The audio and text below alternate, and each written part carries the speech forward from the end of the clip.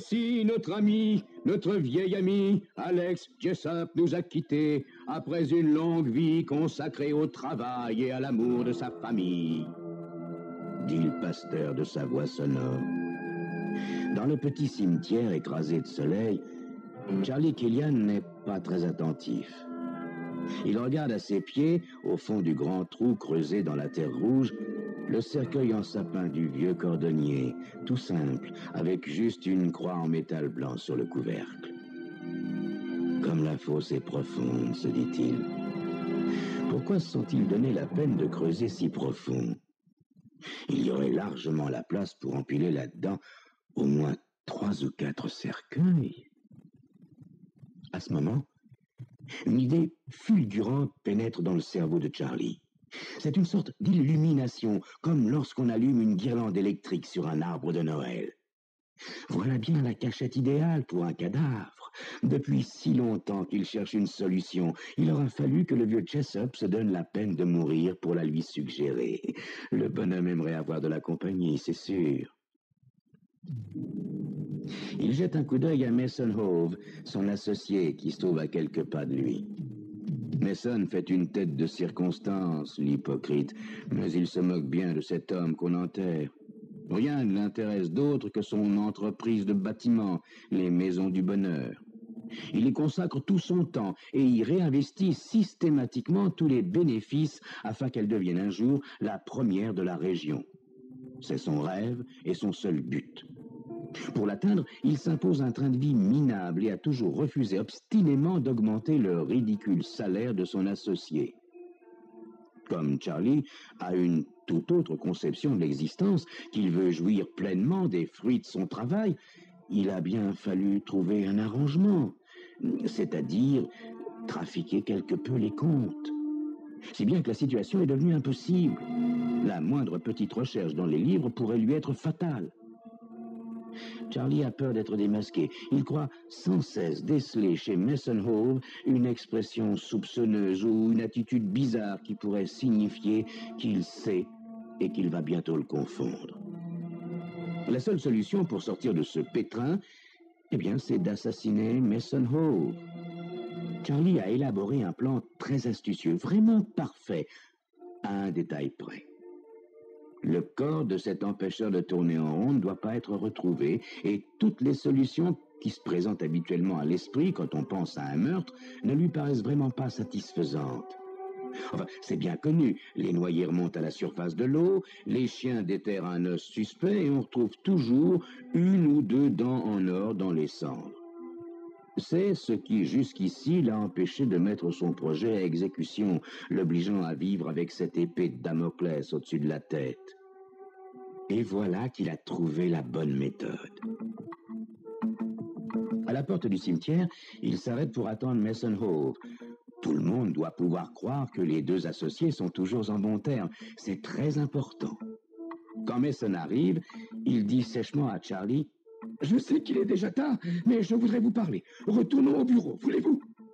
« D'accord, Mason, je vous suis, » répond Charlie d'un ton qu'il s'applique à rendre anodin. Mais son cœur bat la chamade. Se peut-il que le moment tant redouté soit venu? Ce sale avare a-t-il découvert quelque chose de louche dans les comptes? Oh, après tout, tant mieux, se dit Charlie. Je vais enfin pouvoir agir. Il y aura quelques moments pénibles, c'est vrai, mais ensuite, je serai libéré pour toujours. L'immeuble où sont installés les bureaux de la société est à 500 mètres du cimetière et les 2 hommes s'y rendent à pied. Curieusement, pour 2 êtres si différents de caractère, ils se ressemblent. Même silhouette un peu enveloppée, vêtue de costumes aux couleurs discrètes, même teint un peu rouge dû aux nombreux séjours sur les chantiers. D'ailleurs, les clients les confondent souvent. Cependant, Mason Hove porte des lunettes cerclées de fer et une petite moustache, alors que Charlie Killian a toujours les yeux de ses 20 ans et est parfaitement glabre. En cours de route, Mason répond par monosyllabes aux efforts de conversation de Charlie. Cependant, lorsqu'il croise des personnes de connaissance, les 2 associés sourient à l'unisson, donnant l'image d'une équipe soudée. Quand Mason et Charlie arrivent au bureau, Il est 6 heures et la secrétaire, Miss Pritchard, est déjà partie. Charlie s'en félicite car la vieille fille manque singulièrement des qualités de discrétion qu'exige ordinairement sa fonction. Il a toujours veillé à ne pas provoquer de discussion en sa présence avec son associé. « Ce que j'ai à vous dire est très grave », commence Mason d'un ton solennel.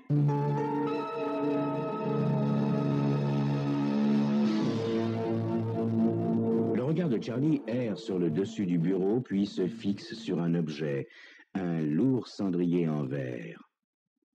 Mentalement, il répète le geste qu'il va peut-être devoir exécuter tout à l'heure. Saisir le pavé translucide, lever le bras et frapper. Frapper. Je suis très étonné de constater que nos bénéfices n'augmentent pas plus que cela, dit Mason Hove. C'est très embêtant, car nous allons devoir acheter du nouveau matériel. Alors, je crois qu'il serait raisonnable que nous fassions quelques petits sacrifices. Par exemple, sur nos salaires. Charlie n'en croit pas ses oreilles. Ainsi, le vieux fou n'a rien découvert et mijote seulement de consacrer encore plus d'argent à sa chère société. Oh non, cette existence ne peut continuer. La peur perpétuelle, les astuces pour maquiller les livres de compte, les factures fictives. Non, non, non, c'est impossible. Il faut que je me débarrasse définitivement de lui. Il se lève brusquement, saisit le cendrier et en frappe le crâne de son associé, exactement comme il vient de l'imaginer. Celui-ci n'a même pas le temps de se protéger ou de fuir. Simplement, ses yeux expriment une immense surprise, puis deviennent fixes, tandis que son buste se laisse aller en arrière sur le dossier du fauteuil. Il est mort. Charlie reste quelques secondes immobile, le cendrier sanglant à la main. Puis, une activité fébrile le saisit. D'abord, ne pas laisser de traces de sang. Il va laver le cendrier souillé sous le robinet du lavabo dans les toilettes, l'essuie soigneusement avec son mouchoir et revient le poser sur le bureau. Ensuite, il ouvre successivement tous les tiroirs du bureau de la secrétaire et trouve ce qu'il cherchait dans celui du bas, un sac en plastique. Les femmes gardent toujours ce genre d'accessoires en réserve pour parer à toute éventualité.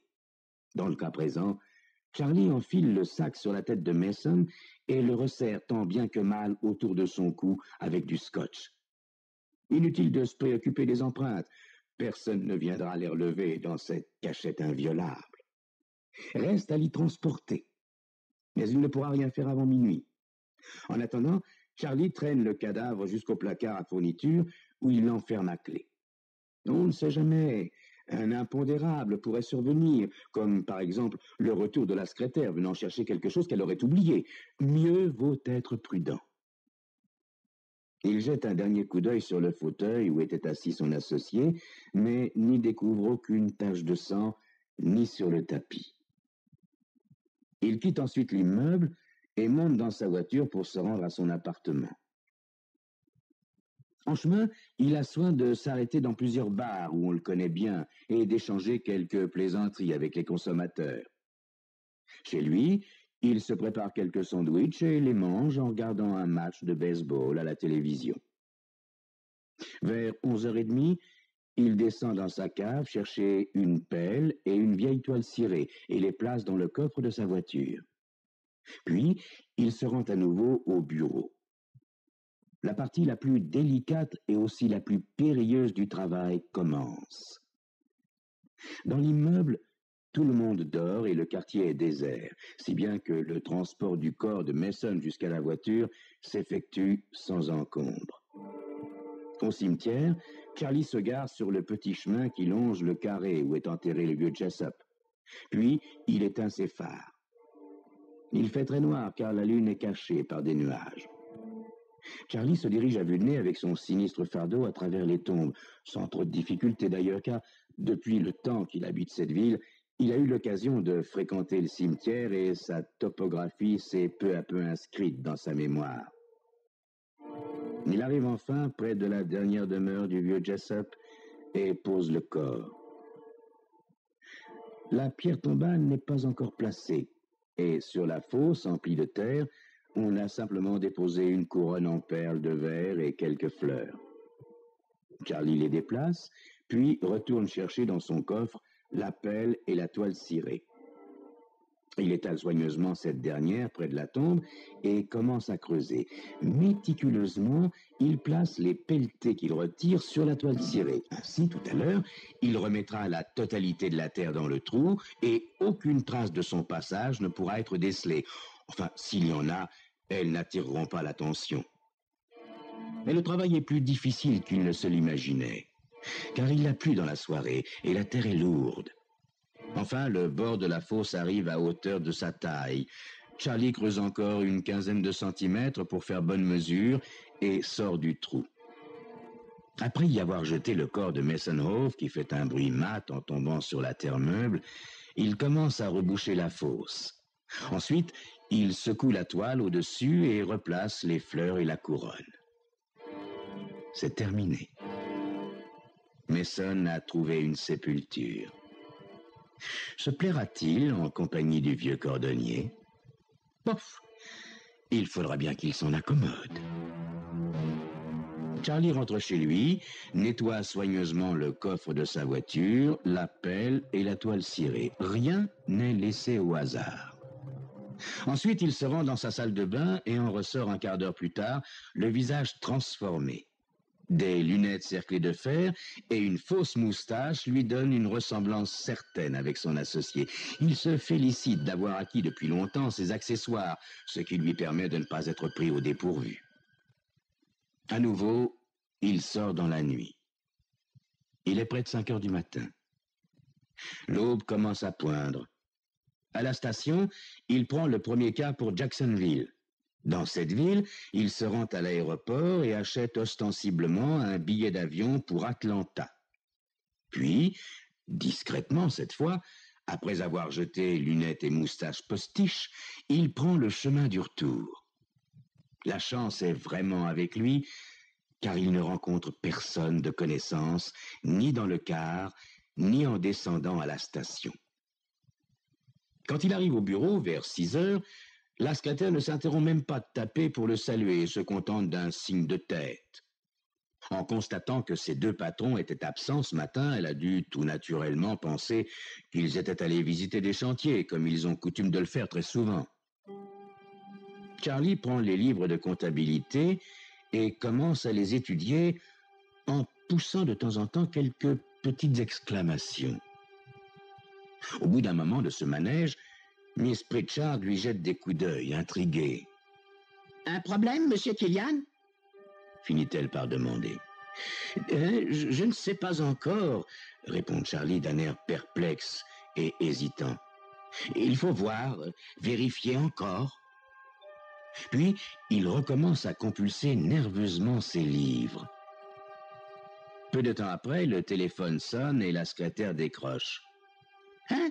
Non, je ne sais pas, non, je ne suis pas au courant, » dit-elle dans le combiné. « D'accord, je vous passe monsieur Killian. » Quand Charlie prend le combiné, il entend la voix de Joe, le garagiste, à l'autre bout du fil.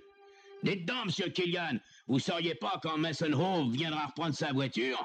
Il me l'a laissée hier pour un graissage, il devait la reprendre ce matin et j'ai vu personne. Je voudrais bien qu'il m'en débarrasse. » « Oui, je comprends, » dit Charlie. « Mais je ne sais pas où il est. Je le croyais sur un chantier, mais sans sa voiture, c'est bizarre. »« Ah, vous inquiétez pas, mon vieux, » le rassure le garagiste. « Il a peut-être oublié de se réveiller ce matin, à moins qu'il y ait une autre explication toute simple. » Charlie pousse un long soupir dans l'appareil. « Oh, une explication toute simple ? J'en vois une, » dit-il d'une voix sibylline. « J'en vois bien une. »« Mais qu'est-ce qu'il y a ?» demande aussitôt Joe. « Vous paraissez inquiet. » Charlie l'interrompt. « Excusez-moi, Joe, il faut que je raccroche. Je vous tiendrai au courant. À bientôt. » Il pose le combiné et se tourne vers Miss Pritchard, qui n'a pas perdu une miette de la conversation et qui le regarde avec des yeux intrigués. « Voudriez-vous appeler le numéro personnel de Monsieur Hove, s'il vous plaît ?» demande-t-il. La secrétaire obéit aussitôt et laisse longtemps retentir la sonnerie avant de raccrocher. Elle ne dit pas un mot. Ses petits yeux interrogateurs vont du visage soucieux de son patron au livre de comptabilité qu'il continue de compulser. « Miss Pritchard, « Je vais vous demander de vous rendre au domicile de Monsieur Hove, demande Charlie à nouveau. S'il ne répond pas, faites-vous ouvrir par la concierge. Monsieur Hove a peut-être eu un malaise, bien que... Charlie ne termine pas sa phrase et se replonge dans ses livres. La vieille fille se lève et sort. C'est le plus sûr moyen de répandre une nouvelle. Miss Pritchard ne va pas se priver de raconter à chaque personne rencontrée que Monsieur Killian vérifie les comptes et que Monsieur Hove a disparu. Dans peu de temps, toute la ville sera au courant. D'autant que de son côté, Joe le garagiste va parler de la voiture et de l'air bizarre de Killian au téléphone. Charlie décide d'attendre une demi-heure avant d'appeler Mac Carson, un expert comptable, pour lui dire qu'il a besoin de ses services pour vérifier les comptes de la société. Il se sent tendu comme un arc. L'effort qu'il fait pour ne commettre aucune faute le rend extrêmement nerveux. Mais il ne fait rien pour dissimuler cet état. Après tout, il est normal qu'un homme dans sa situation soit nerveux. Plus tard, Miss Pritchard téléphone pour annoncer qu'elle a trouvé l'appartement vide. D'une voix tout excitée, elle demande la permission de rentrer au bureau un peu plus tard cet après-midi, car elle a une course à faire.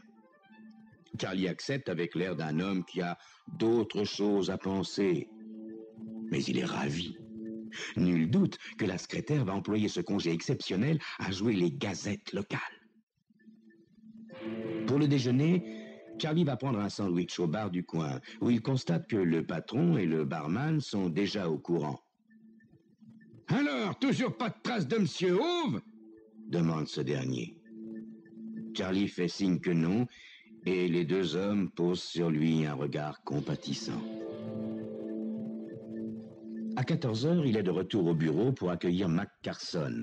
Il lui indique sur les livres quelques anomalies qu'il a soigneusement choisies comme étant très criantes, afin que le fait qu'il les ait découvertes paraisse plausible.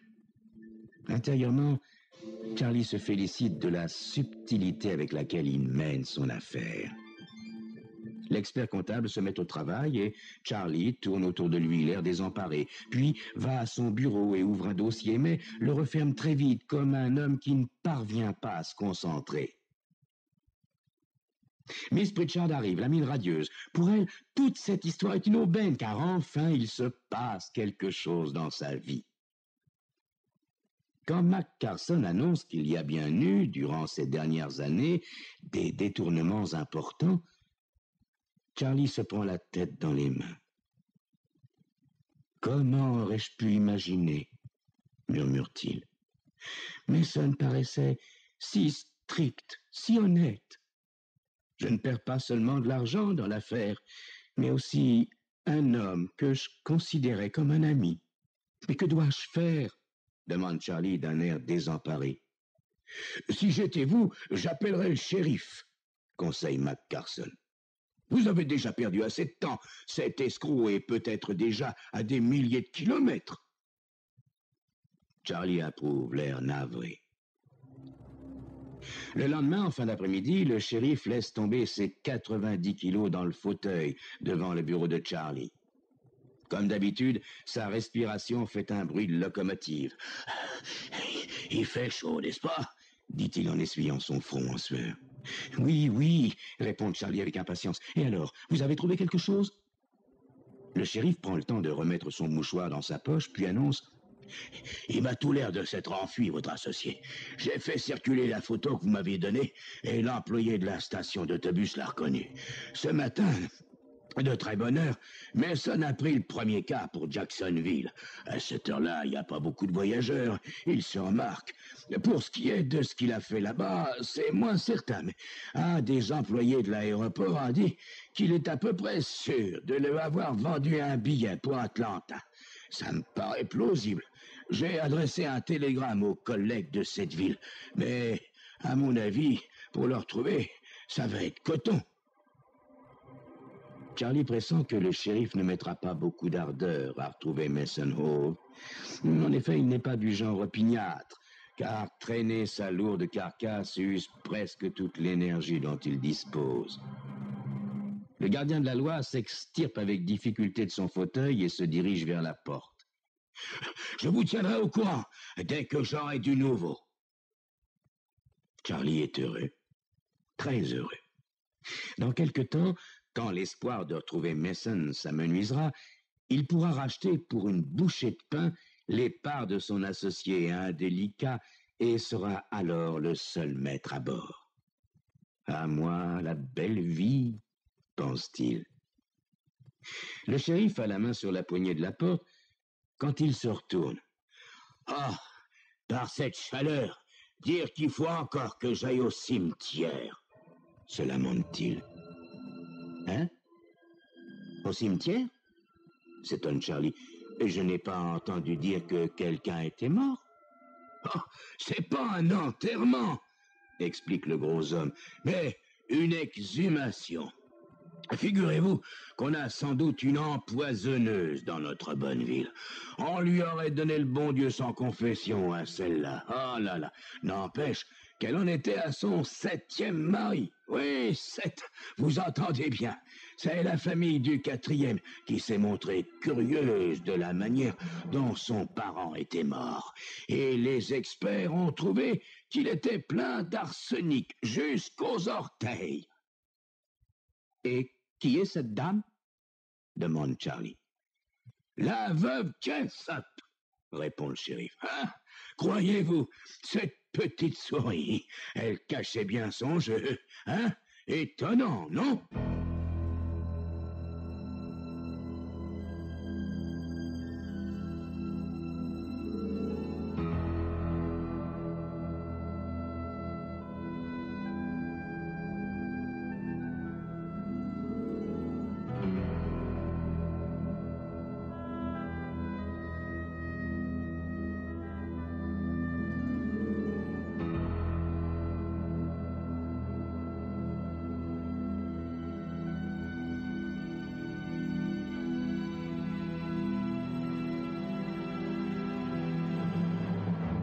Le motel est un luxueux bâtiment en forme de U, construit en aluminium, en acajou et en verre, qui s'élève sur 2 étages. Le second étage est entouré d'un balcon ininterrompu qui surplombe une immense piscine. Charles et Lisa Hannaford viennent d'arriver de l'aéroport en taxi. Il est près d'1h de l'après-midi. Profitant du chaud soleil de janvier en Floride, les vacanciers se massent autour de la piscine. Certains sont étendus sur des matelas de plage. Tout le monde est en tenue de bain. Déjà, le charme de la Floride opère. Charles commence à sentir s'éloigner ses soucis professionnels. La piscine lui paraît bien tentante. Il a soudain envie de se mettre en slip de bain, de piquer une tête dans l'eau et de passer le reste de la journée à paresser au soleil. Ils ont toute une semaine devant eux. Lisa le prend par le bras. « C'est très beau ici, tu ne trouves pas, Charles ?» demande-t-elle en souriant. « Oui, c'est absolument magnifique. » La beauté de Lisa l'émerveille toujours autant. Elle a maintenant 32 ans et ils sont mariés depuis 8 ans. Sa première femme est morte voici 10 ans et il a élevé seul ses 2 garçons jusqu'à son remariage avec Lisa. De 20 ans plus âgé qu'elle, il apprécie d'autant plus sa fraîcheur et son enthousiasme. Et il éprouve toujours un plaisir aussi vif à la regarder. Une fois dans leur chambre, ils enfilent leur maillot de bain, puis Charles embrasse sa femme. « Tu as eu raison une fois de plus, mon amour, » lui dit-il. « Je suis très heureux d'être ici. » En effet, c'est Lisa qui a eu l'idée de ces vacances. Propriétaire d'une importante agence immobilière, Charles travaille dur, mais les grosses affaires deviennent rares et même les petites tendent à le devenir aussi. Il rentre tard chez lui tous les soirs, fatigué, irritable. La concurrence a augmenté ces dernières années. Les profits ne sont plus aussi faciles. Chaque jour impose de nouvelles batailles. L'amour de Charles pour Lisa n'en a pourtant pas été affecté. L'émerveillement est là, comme au premier jour. Le soir, quand ils se retrouvent enfin seuls dans leur chambre, il la regarde avec amour brosser ses longs cheveux bruns et il sait quelle est la richesse de sa vie. Mais il commence à payer tribut au surmenage. 3 de soirs successifs, il n'a pu quitter son bureau avant minuit. Il fume et il boit, parfois avec excès, et sa silhouette s'est déjà bien alourdie. Au début, leur mariage a été une vraie gageure. Quelques-uns de ses amis, les meilleurs, ont essayé de le dissuader d'épouser Lisa. Bien sûr, ils se sont comportés avec beaucoup de tact. Une maison agréable, un cercle restreint d'amis, car tous ne l'ont pas accepté, et la réconfortante certitude d'être aimé de Charles Hannaford lui ont définitivement redonné le goût de vivre. Ils sont très heureux depuis 8 ans, et il la trouve encore plus jolie que lorsqu'il l'a épousée. En le voyant ainsi se surmener depuis des mois, Lisa s'est inquiétée. C'est elle qui a insisté pour qu'il prenne quelques vacances. À vrai dire, ce surmenage n'a rien de surprenant. Charles aura bientôt 52 ans et le spectre de la faillite se dresse devant lui.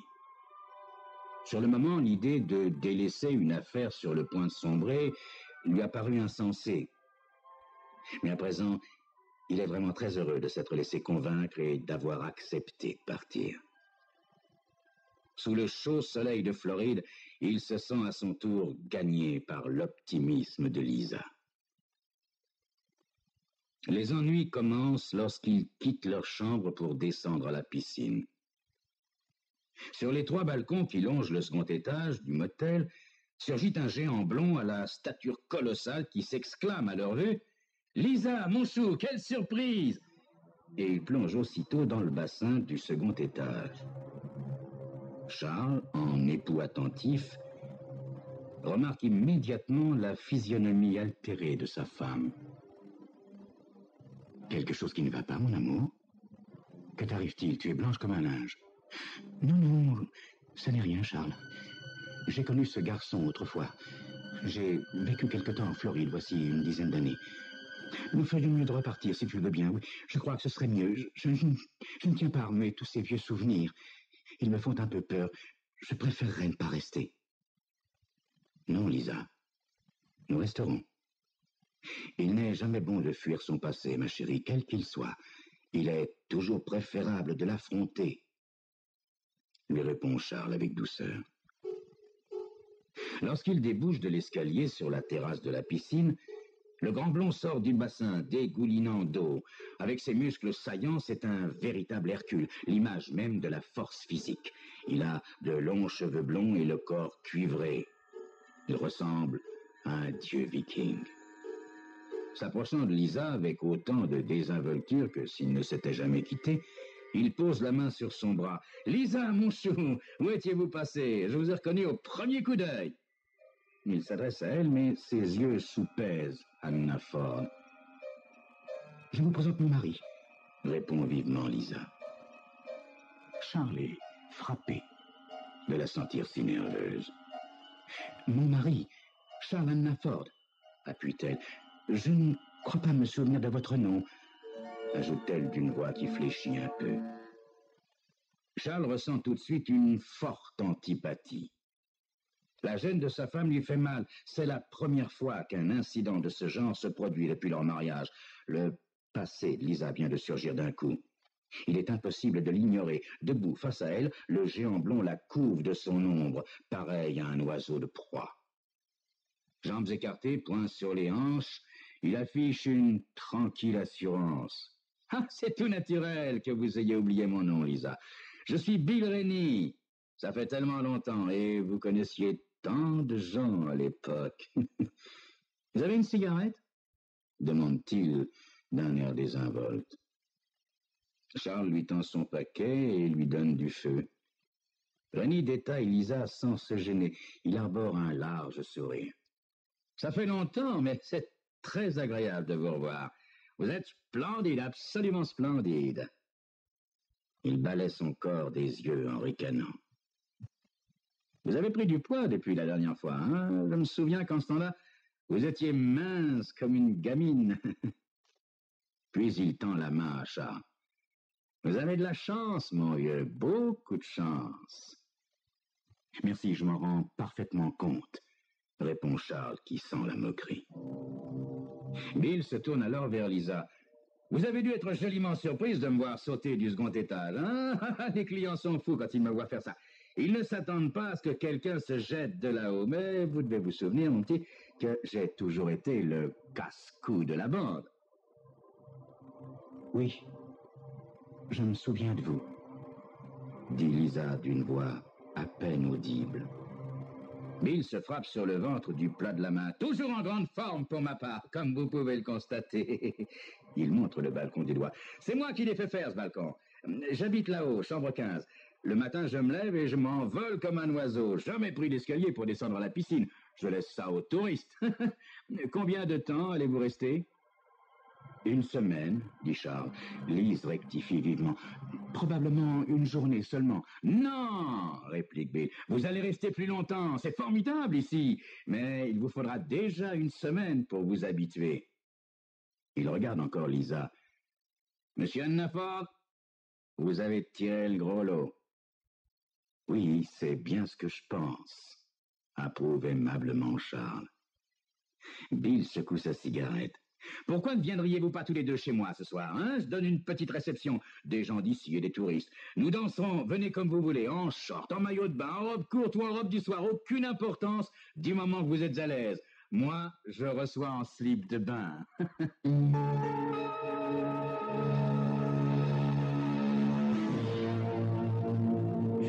Je ne sais pas, balbutie Lisa. Non, je ne pense pas que nous pourrons venir. Nous venons de faire un long voyage. Allons, allons, ce sera comme au bon vieux temps, Lisa. Nous avons plein de choses à nous raconter. Et vous passerez aussi une bonne soirée, monsieur, ajoute Bill en se tournant vers Charles. J'en suis certain, merci. Nous viendrons avec plaisir. Le ton respectueux qu'a pris Bill pour s'adresser à lui le rend soudain conscient de son âge. Épatant! S'exclame Bill avec la fougue de la jeunesse. Nous commencerons vers minuit. On ne dort pas beaucoup ici, vous verrez. Charles regarde l'athlète s'éloigner en roulant des épaules avec son beau corps bronzé et ses longs cheveux blonds. N'y allons pas, supplie doucement Lisa.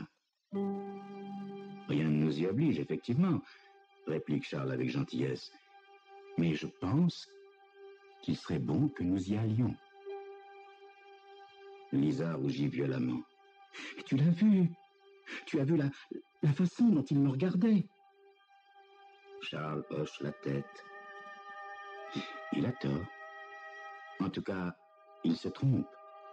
Il regardait quelqu'un qui n'existe plus que dans son souvenir, mais qui, hélas, a bel et bien existé, dit Lisa. Oh, ne restons pas ici, Charles. Il y a tellement d'endroits où nous pourrions être tranquilles. Tous les endroits se valent, mon amour. La seule chose qui compte pour moi, c'est toi. Alors partons. Honnêtement, chérie, je préfère m'en aller. Rester ici serait trop injuste pour toi. Lisa détourne la tête tout en poursuivant d'une voix calme.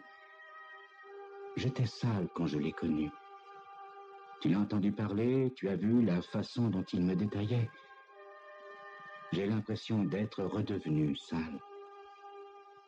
Charles secoue la tête. Lisa, mon amour, nous restons. Il est encore troublé par les insinuations de l'autre. Mais que veux-tu essayer de prouver à la fin? Demande-t-elle soudain rageuse. Rien. Rien du tout.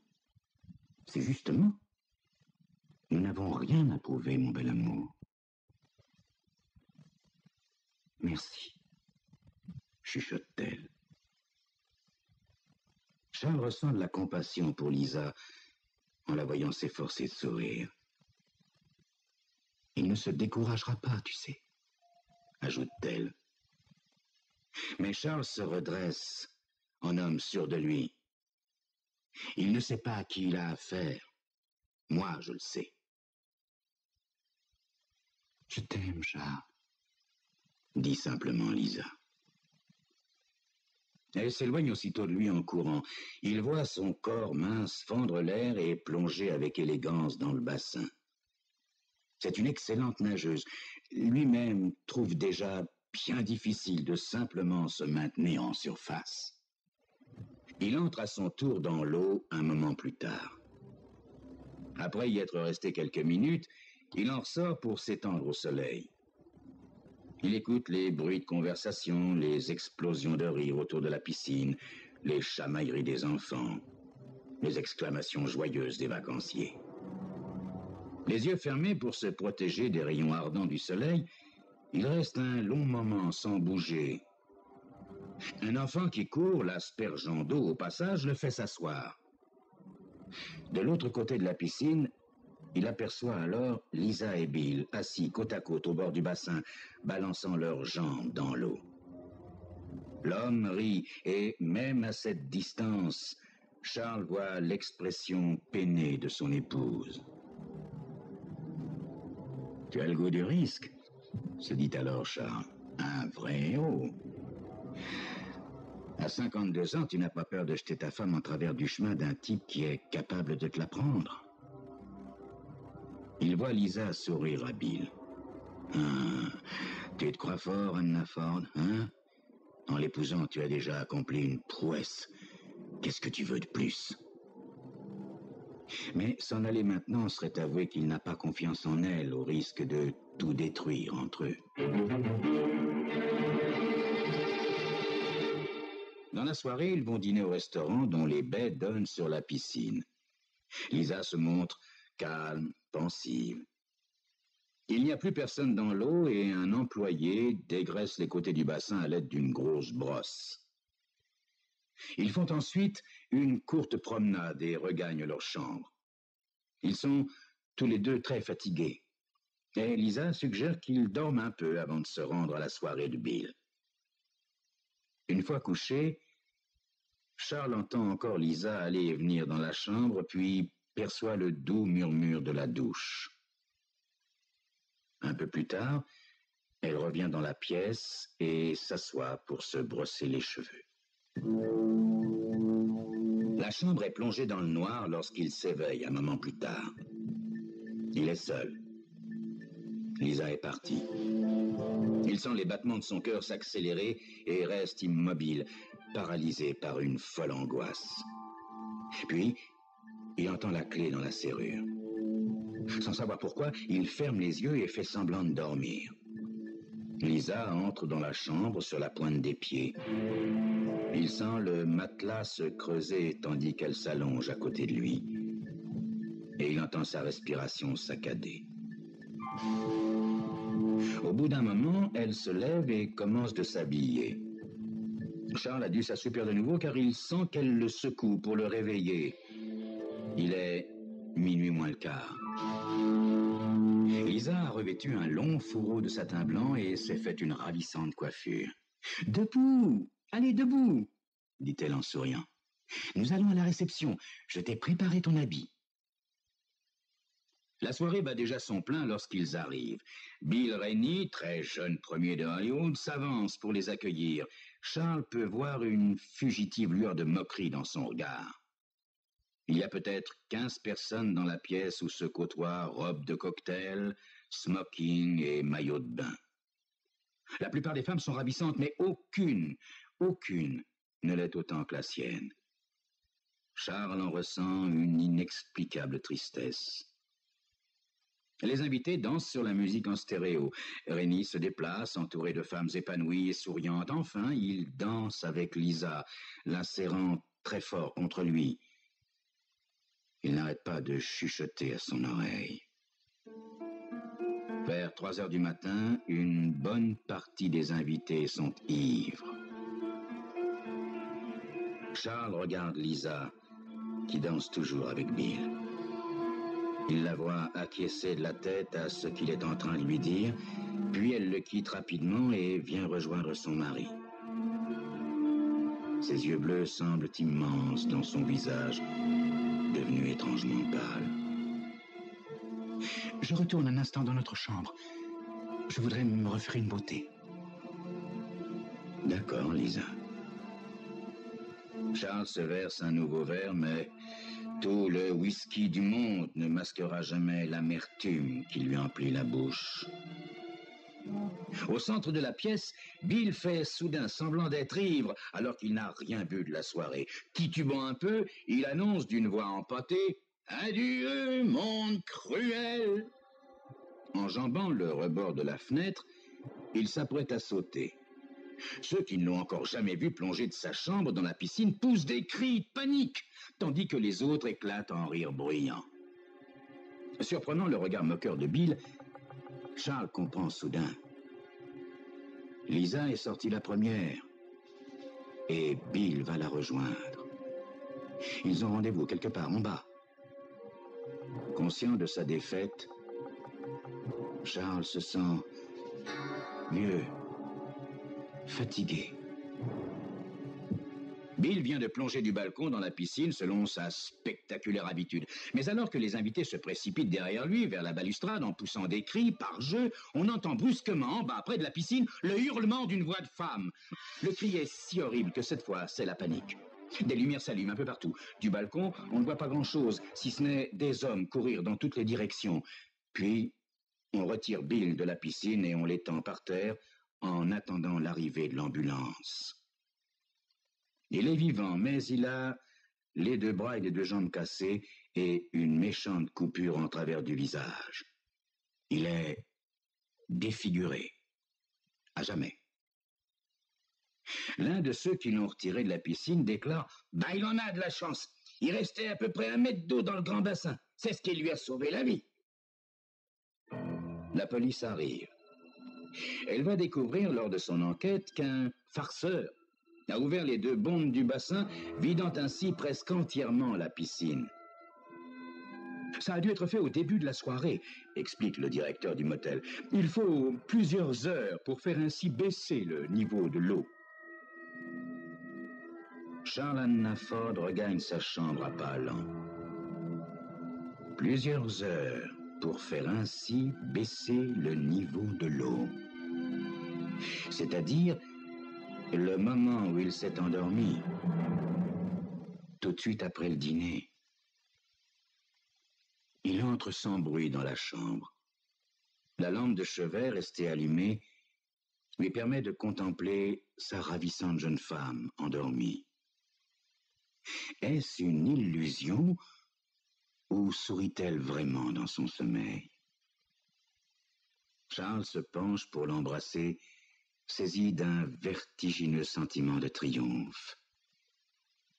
On ne se bat ainsi que pour conserver celui qu'on aime.